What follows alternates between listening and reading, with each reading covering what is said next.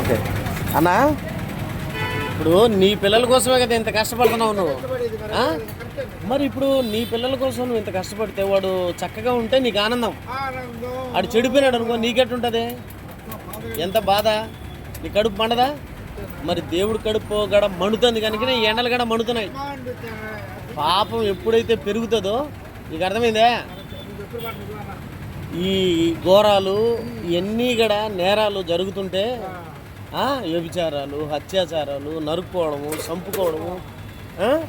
దేవునికి పుట్టిన పిల్లలు దేవుళ్ళ బతుకుతున్నారు చెప్పండి. కుక్కకు పుట్టింది కుక్కలా బతుకుతుంది, నక్కకు పుట్టింది నక్కలా బతుకుతుంది, కోడికి పుట్టింది కోడిలో బతుకుతుంది. మరి దేవుడికి పుట్టినాడు దేవుళ్ళ బతుకుతున్నాడా? దేవుడు ఏడుస్తున్నాడు, నా పిల్లలు ఎప్పుడు మారుతారు, ఎప్పుడు తెలుసుకుంటారని. ఇలాంటి మాటలు చెప్తా ఉంటే కొందరు కొడుతున్నారు. ఇంకా అర్థం చేసుకో వాళ్ళు ఏ స్థితిలో వెళ్తున్నారు. దేవుని మాటలు చెప్తే మతం అంటున్నారు. మతము కులం మనిషికి ఉందా? మనుషులందరూ దేవుని పిల్లలు కదా. అందుకే నా యేసుప్రభు వచ్చినాడు. అరే మీరు బ్రతకాల్సింది ఇది కదరా, నాలాగా బ్రతకంటా అని చెప్పి ఎలా బ్రతకాలో నేర్పించినాడు, ఎలా మాట్లాడాలో నేర్పించినారు. చచ్చిపోతే మరో బతుకుందినా? ఇది సచ్చినకాయ చూడు, ఈ సచ్చినకాయని భూమిలో పోయి మళ్ళా గింజలు బతుకుతాయి. చచ్చిన దానికి మరో బ్రతుకుందన్నా. అలాగే మనం కూడా యేసుప్రభులా బ్రతికి చచ్చిపోతే మరో బ్రతుకుందన్న మనకు కూడా. అలా బ్రతికితే యేసుప్రభులాగా బ్రతికితే దేవుడు మరో బ్రతికిస్తాడు. అది శాశ్వతం. స్వర్గం శాశ్వతం, పరలోకం శాశ్వతం.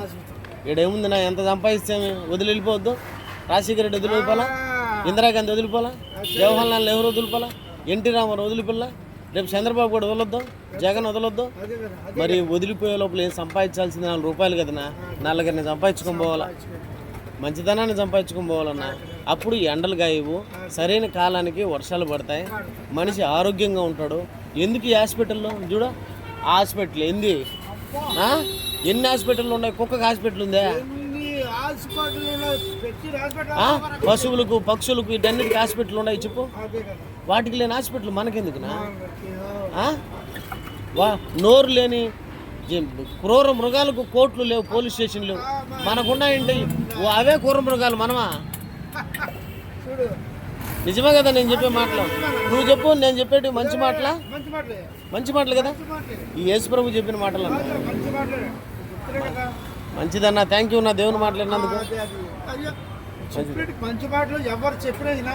మంచిదన్నా, థ్యాంక్ యూ నా దేవుని మాట్లాడినందుకు. యేసుప్రభు మాటలు చాలా మంచి మాటలు. నా పేరు మల్లికార్జున రాజున.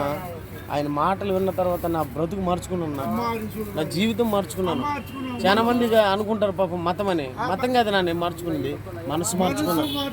మనసు ఇప్పుడు మనసు మారకుండా మతం మారితే లాభమే ఉంది? మనసు మారకుండా కులం మారితే లాభం? యేసుప్రభు వచ్చింది మనసులను మార్చడానికి, మనుషులను మార్చడానికి కాదు. మంచిదన్నా, వందనాలనా, థ్యాంక్ యూ నా.